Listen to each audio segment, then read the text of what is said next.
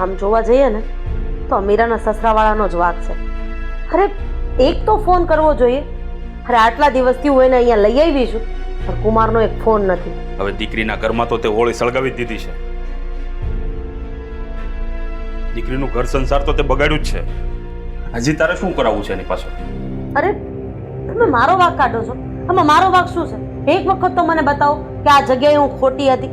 અરે મારી જગ્યાએ કોઈ પણ માં આવું તો ન જ જોઈ શકે ને કે જમાઈ દીકરીને કંઈ જ પૂછતા નથી અને એની મમ્મીને પૂછી પૂછીને બધું કામ કરે છે.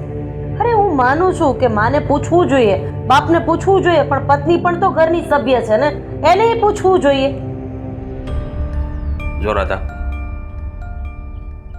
તું મીરાના ઘરે જતી હતી ને ત્યારે જ મેં તને કીધું હતું, ખબર છે કે આમ દીકરીના ઘરે ન જવાય. અને આ દુનિયામાં 90% છોકરીઓના ઘર ભાંગે છે ને તો એની માના કારણે. હા તમે શું બોલો છો? હા અરે દીકરીનું દુઃખ એક માથી ન જોવાયું અને એને પોતાના ઘરે લઈ આવી તો એમાં મારો શું વાંક છે? અરે કદાચ મારી મમ્મી અહીંયા આવી હોય ને તમે મારી સાથે આવું વર્તન કરતા હોય ને તો મારી મમ્મી પણ બોલે, દુનિયાની કોઈ પણ માં બોલે. અરે રાધા, આ તું સમજતી નથી. પહેલા પ્રથમ તો દીકરીને આપણે અહીંયાથી વળાવીને એના સાસરે મોકલી હોય ને તો પછી એની જવાબદારી બધી એના સાસરા વાળાની હોય, આપણી ન હોય. હા તો આપણે છે ને આપણી દીકરીને અહીંયાથી વળાવી છે, વેચી નથી દીધી. અને આમ પણ તારી દીકરીની ઉપર ક્યાં દુઃખના પહાડ તૂટી પડતા હતા. આ દુઃખ જેવું જ કહેવાય ને કે ધણી પોતાની પત્નીને ન પૂછે અને પોતાની માને પૂછીને પગલા ભરે, એનાથી મોટું દુઃખ બીજું કયું હોય? અરે તો એની માને ન પૂછે તો બીજા કોને પૂછે? હવે આ પત્ની તો કાલે સવારે આવી છે, હવે મોટો તો એની માએ કર્યો છે ને. આ તમારા છે ને જૂના વિચાર તમારા ખીચામાં મૂકીને રાખો ને તો વધારે સારું છે. આજના સમયમાં જીવો. અરે હું માનું છું આપણે કંઈક સારું કામ કરીએ તો આપણે મમ્મી પપ્પાને પૂછીએ છીએ ને, પણ સાથે સાથે તમે મને પણ તો પૂછો જ છો ને. તો આ તો ખાલી તમે મમ્મી પપ્પાને પૂછો અને મને ન પૂછો તો મને દુઃખ લાગે, સ્વાભાવિક વસ્તુ છે. આ તો દરેકે દરેક વાતમાં રીચાબેનને પૂછવાનું. અરે કંઈક રીત હોય. અરે ઈ એની માને પૂછે કે એના ભાઈને પૂછે કે એની બેનને પૂછે, જેને પૂછે એને. આપણે શાંતિથી ખાઈ પીને જલસા કરાય. વાહ, જલસા કરાય. એક દીકરીનો બાપ મને એમ કહે છે કે એની દીકરીના ઘરે તું જમવા ગઈ અને એનું ઘર ભાંગીને તું અહીંયા આવી ગઈ છો અને મારી નજરની સામે મીરાનું કેટલી વખત અપમાન થયું એ મેં જોયું, એમ છતાંય હા કુમાર કંઈ બોલ્યા નહીં અને તમે કહો છો કે જલસા કરાય. વાહ. અરે તો પેલા જમાઈને સમજાવાય. અરે એવું હોય તો એની માને સમજાવાય. પણ આ દીકરીને ઘર છોડીને ન અવાય. આ દીકરી અહીંયા આવી છે ને ઘર છોડીને તો તારા કારણે આવી છે. હા એમાંય આ સમાજમાં કંઈ પણ થાય એટલે બધો દોષનો ટોપલો દીકરીની માં ઉપર આવે. બાકી તો બધામાં કોઈ વાંધો હોતો જ નથી ને. એક દીકરી ખરાબ અને દીકરીની માં ખરાબ, કારણ કે એ માએ દીકરીને જન્મ આપ્યો છે ને. બાકી બાપનો તો કોઈ દિવસ કે વાંક આવતો જ નથી. આ દુનિયામાં છે ને બધી માઓને પોતાની દીકરીઓ જ વાલી લાગે છે. બાકી જો આ તારા ઘરમાં દીકરો હોત ને તો તને ખબર પડે. વહુ આવત ને તો તારી સાથે કેવું વર્તન કરે. વહુને સાસુ કૂતરા બિલાડા જેવું કામકાજ છે. સાસુને વહુ ગમતી નથી અને દીકરીને વધારે પૂરતો લાડ કરે છે. અને આ દીકરીના ઘર ભાંગે છે ને એમાં માનો મોટો હાથ હોય છે. આજે ખરેખર મને દુઃખ થાય છે, કારણ કે અત્યાર સુધી મને દીકરાના મેળા તો કોઈએ નથી દીધા, પણ આ તમે મારા ધણી થઈને મને સંભળાવી દીધું કે મારી કુખે ભગવાને દીકરો નથી આપ્યો. દીકરો થવો કે દીકરી થવી એ કોઈ માના હાથની કે બાપના હાથની વાત નથી, કુદરતના હાથની વાત છે. પણ તમે સંભળાવી દીધું, અને એ પણ એ રીચાબેનના હિસાબે. તમે પણ એની સાથે મળેલા છો, કંઈ વાંધો નહીં. મારી દીકરીને દુઃખ પડશે ત્યાં હું બોલીશ. હું નમતું નહીં જોખું એટલે નહીં જ જોખું. તમારે જે વિચારવું એ વિચારો, જે કરવું એ કરો, એનાથી મને કોઈ ફરક નથી પડતો. અરે પણ રાધા, આ દીકરીના ભવિષ્યનો તો વિચાર કરતું. એના ભવિષ્યનો વિચાર કરીને જ મેં આ પગલું ભર્યું છે. હે ભગવાન, આને કોણ સમજાવશે? અરે તમારે મને સમજાવવાની જરૂર નથી. જો કોઈને સમજાવવા જ હોય ને તો જાઓ રીચાબેન પાસે અને એને સમજાવો કે તમારા દીકરાના લગ્ન થઈ ગયા છે ને તો તમારા પલ્લુથી હવે તમારા દીકરાને અલગ કરો. એ બે વ્યક્તિને એનું જીવન જીવવા દો અને તમારા દીકરાનો હાથ પકડીને હવે તમારે ચાલવાની જરૂર નથી. મોકળું મેદાન મૂકો એટલે એ બે વ્યક્તિ પોતે શાંતિથી જીવી શકે. રાધા રાધા, તારે જો તું તારી દીકરીને સાચો પ્રેમ કરતી હોય ને તો તું આ પગલું ભરે જ નહીં. મારી દીકરીને સાચો પ્રેમ કરતી હતી ને એટલા માટે જ મેં આ પગલું ભર્યું છે. અને એટલા જ માટે મારી દીકરી સમજી વિચારીને જ આપણા ઘરે પાછી આવી ગઈ છે. કારણ કે જે ઘરમાં માન ન હોય ને એ ઘરમાં રહેવાય નહીં. હવે લઈને કાલે સવારે આ જમાઈ ન માન્યા, આ રીછાબેન ન માન્યા તો દીકરીના છૂટાછેડા જ કરાવીશ ને તું તો. આવું બોલીને મને પાપમાં નાખવાની જરૂર નથી. એને માનવું જ પડશે. એની સિવાય એની પાસે કોઈ રસ્તો નથી. અને જ્યાં સુધી એ લોકો નહીં માને ને ત્યાં સુધી હું મારી દીકરીને એમના ઘરે મૂકવા નહીં જાઉં અને નહીં જાઉં. બસ.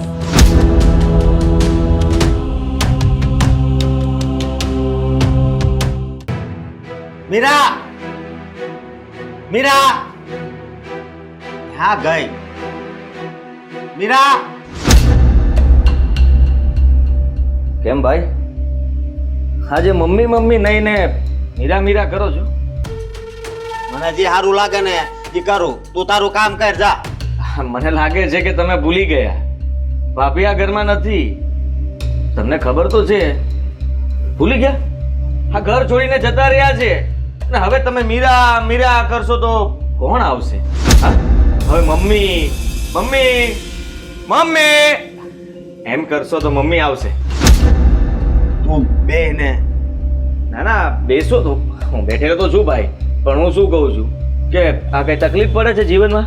હે મમ્મીના લાડ કુંવર કેવાવ તમે તો. અત્યાર સુધી ભાભીની કઈ કદર તો કરી નહીં. આ જ્યારે હોય ત્યારે ભાભીને ઉતારી પાડવાના, ખીજાઈ લેવાનું. હા કદાચ તું મમ્મીના વિરુદ્ધ મને બોલે ને તો તને ઉતારી પાડું. હવે સમજી જા. મમ્મી તો તમને ચડાવતા રહ્યા ને તમે ચડી ગયા અને પોતાનું જ ઘર બાળ્યું. ભલે મને એ વાતનું કાંઈ દુઃખ નથી. બસ મને મારી માનો જ વિચાર આવે છે. હા હા મમ્મી. શું છે બેટા? કેમ આમ બૂમાબૂમ કરે છે? ભાભીની યાદ આવી છે ભાઈને. હા જુઓ મોઢું આ રડવા જેવું થઈ ગયું છે. નહીં, મારે આખી જિંદગી મારી માં હારે કાઢવી પડે ને તોય હું કાઢી નાખી. એ વાત પણ સાચી. હા મોટા ભાઈ તમારી વગર તો નહીં જ રહી શકે. કદાચ કાલ સવારે ભગવાન ના કરે મમ્મી પણ હા તમે કઈ દૂર નહીં જતા. ભાઈ લાફો મારી દીધો. બસ હવે આગળ એક શબ્દ નહીં બોલતો. અરે હું તો કહું છું ભાઈ, હા મમ્મીની ઉંમર તમારા કરતા તો મોટી કે નહીં. હવે તમે જીવવાના એટલું મમ્મી થોડા જીવવાના છે. સીધી વાત છે. કાલ સવારે તમને કઈ થઈ ગયું તો પછી અશોકભાઈ નું શું થશે? જરાક તો વિચાર કરો. મમ્મીને કઈ થાય ને એ પેલા હું જ ભગવાન પાસે જતો રહું. આ શું બોલે છે અશોક? હા તને કઈ ભાન છે? તું કઈ બાબત પર બોલી રહ્યો છે?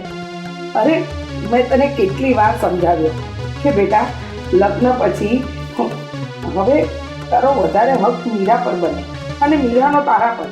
પણ તું સમજ્યો જ નહીં. હવે જોયું ને આજે મીરા ઘર છોડીને વહી ગઈ અને પાછું આવવાનું નામ પણ નથી લેતી. ભલે એનું મારે કઈ કામ પણ નથી. જો તમે કહો ને એ જ હું કરે.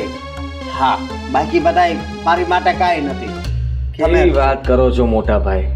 જરાક તો વિચાર કરો. આ પત્ની છે ને આખી જિંદગી સાથ આપશે તમને. હા ભાઈ મમ્મી એ લોકો તમારી સાથે આખી જિંદગી નહીં રહે. હા રહેશે પણ સાચો સાથ તો તમારી પત્ની તમને આપી શકે. હા બેટા એકદમ સાચું કહે છે તારો ભાઈ. પત્નીનો સાથ છેલ્લા શ્વાસ સુધી હોય. અને ભગવાન હમણાં તો એવા જોડા બનાવે છે કે જીવતા મરતા સુધી એકબીજાનો સાથ નથી છોડતા. અને તું બેટા હા હજી લગ્નને થોડો સમય નથી થયો અને તે મીરા વહુ સાથે આવો દુર્વ્યવહાર કર્યો. બેટા માનું છું કે હું તારી દુનિયા છું, તું મને સર્વસ્વ માને છે, પણ મા પછી તારી પત્નીનો પણ કંઈ હક લાગે કે નહીં? નહીં. અને તમે કહો છો કે પત્ની છેલ્લા શ્વાસ સુધી સાથ આપે છે તો હું હા આપણને જેણે શ્વાસ આપ્યા હોય એને ભૂલી જવું?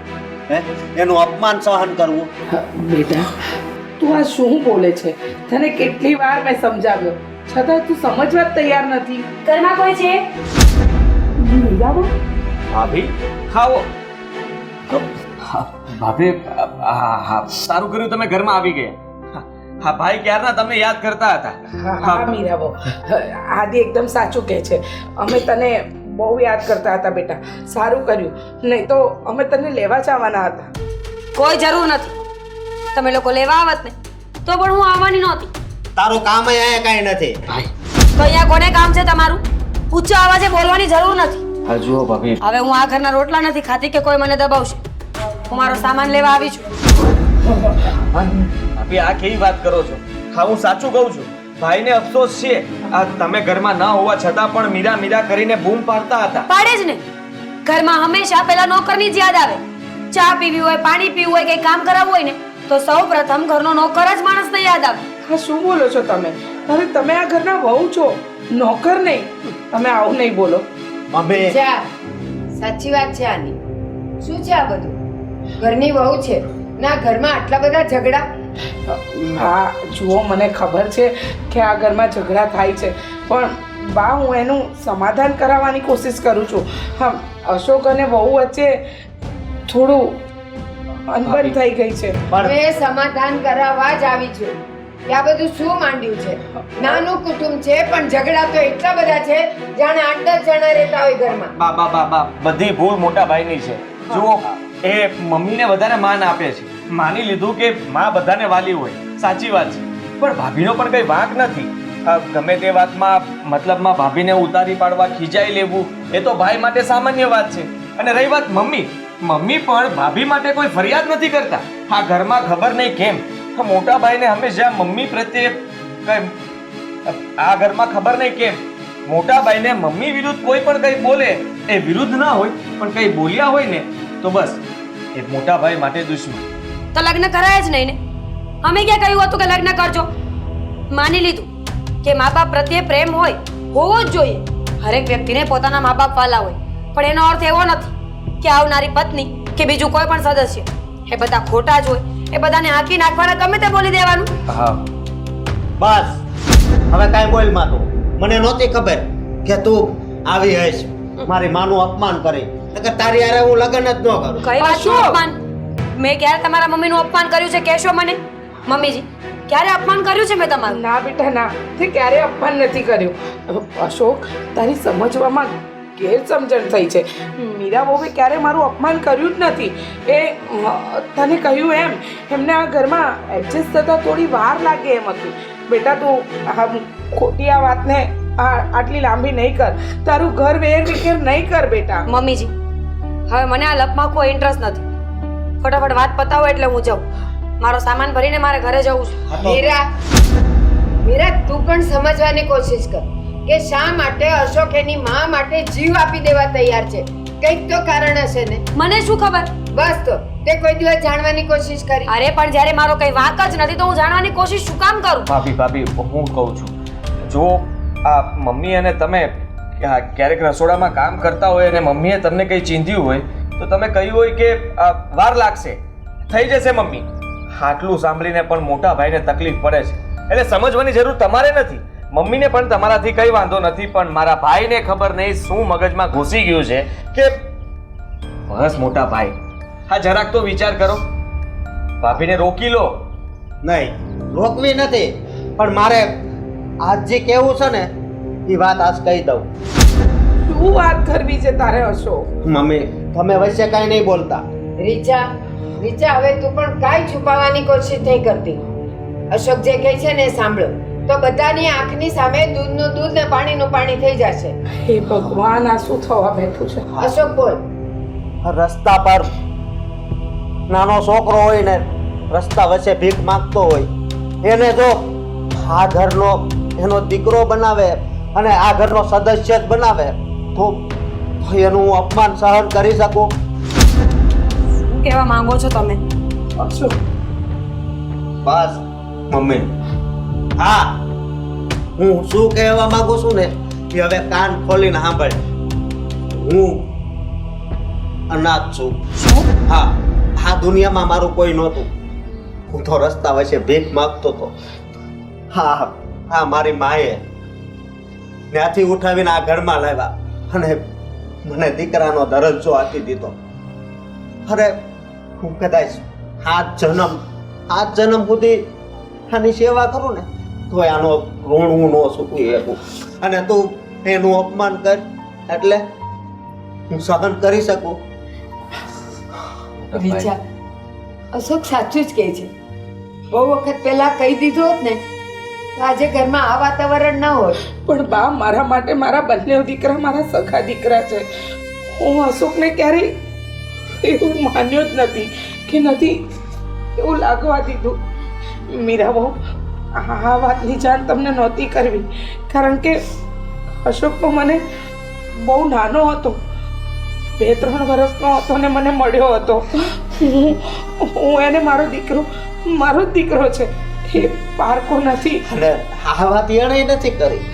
હા, તને ખબર છે શાંતુમાં રહેતા દિવસ પહેલા જ હજી આ દુનિયા છોડીને જતા રહ્યા, એણે વાત કરી હતી મને. મમ્મી, આટલી મોટી વાત મેં મારાથી છુપાવી શું કામ? માનું છું મેં તમારું અપમાન તો ક્યારેય નથી કર્યું, પણ હા, બની શકે કે ક્યારેક ગુસ્સામાં હોય, ક્યારેક થાકેલી હોય, ક્યારેક મગજ કામ ન કરતો હોય તો ઊંચા અવાજે જવાબ અપાઈ ગયો હોય. પણ મારો અર્થ એવો જરાય નહોતો કે તમને દુઃખ લાગે. ક્યારેય મેં એવું નથી ઈચ્છ્યું કે હું તમારી સામે ક્યારેય કંઈ બોલું. તમારી સામે શું કામ, કોઈ પણની સામે વળતો જવાબ આપવાની મને આદત નથી, તમને પણ ખબર છે ને. હા, અને આ અશોક જ એક એવો દીકરો છે જે એવું માને છે કે માનું ઋણ એ ક્યારેય નહીં ચૂકવી શકે, ક્યારેય નહીં. બાકી બીજા છોકરાઓ હોય ને એને જો આવું ઘર મળી જાય, આવી સાહેબી મળી જાય તો એ બધું ભૂલી જાય. અરે મોટા ભાઈ, સાચું કહું તો માનું ઋણ ચૂકવવાનું ના હોય. આપણી માં આપણને જે કહેતી હોય ને એની વાત માનવાની હોય. મમ્મી તમને કહે છે કે ભાભીને માફ કરી દો, તો કદાચ તમે માફ કરી દેશો ને તો બસ માનું ઋણ ચૂકવાઈ ગયું, કારણ કે તમે એમની વાત માની. હા અશોક, મીરા બહુને કઈ નહીં કે તારો ઘર સંસાર નહીં તોડ બેટા, બસ મારા માટે એ જ મહત્વનું છે. મમ્મી, હું આ ઘર છોડીને ક્યાંય નહીં જાઉં, અને હવે હું ધ્યાન રાખીશ. ભૂલે ચૂકે પણ મમ્મીની સામે જવાબ ક્યારેય નહીં આવે. બસ બસ મીરા બહુ, તમે આ ઘરમાં પાછા આવી જશો ને એટલે બધી ખુશીઓ આવી જશે.